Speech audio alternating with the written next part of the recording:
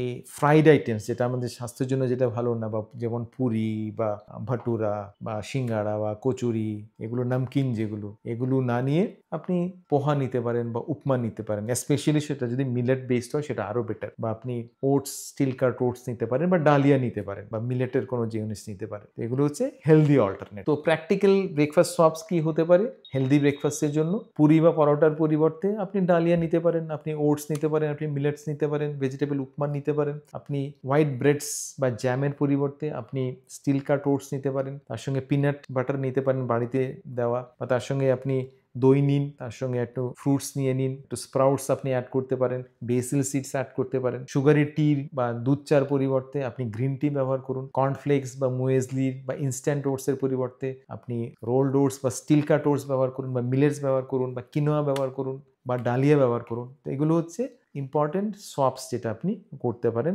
Unhealthy থেকে healthy.